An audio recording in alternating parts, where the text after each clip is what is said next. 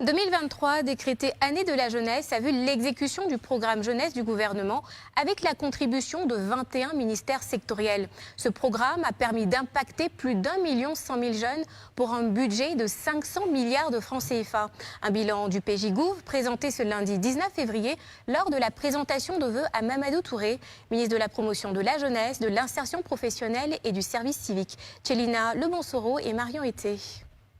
2023, décrétée année de la jeunesse par le président Alassane Ouattara, a été l'occasion pour le gouvernement de dérouler un programme spécial, un programme réalisé en collaboration avec plusieurs ministères sectoriels. Le ministre de la Promotion de la jeunesse, de l'insertion professionnelle et du service civique, cheville ouvrière de ce programme, a mobilisé 53 milliards de francs CFA en faveur des jeunes pour faciliter leur autonomisation. Fort inlassable dès l'annonce du président de la République, son Excellence M. Alassane Ouattara, qui décréta 2023 comme année de la jeunesse, ont été salutaires, car vous avez poursuivi avec 2 fois plus d'énergie les actions visant la promotion du bien-être, mais également l'autonomisation de notre jeunesse.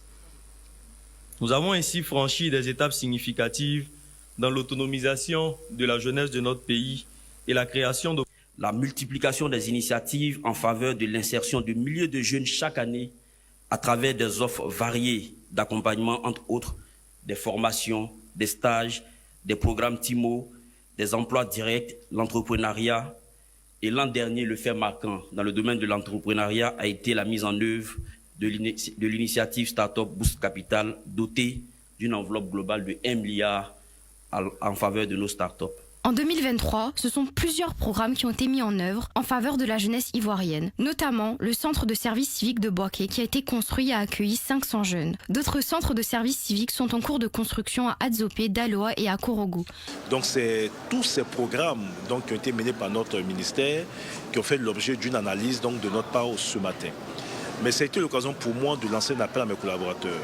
Si un travail important a été effectué en 2023, il reste encore beaucoup à faire pour 2024, en synergie avec tous les ministères sectoriels.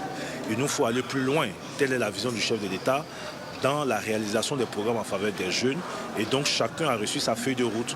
Et nous mettrons donc la transparence, l'efficacité au cœur des actions en 2024 pour que beaucoup plus de jeunes soient impactés en cette année 2024. Le programme Jeunes du gouvernement a permis pour l'année 2023 de recruter 20 000 bénévoles qui ont agi dans 78 localités du territoire ivoirien. En lien avec le COCAN, 10 000 volontaires ont été mis en mission pour l'organisation pratique de la CAN 2023.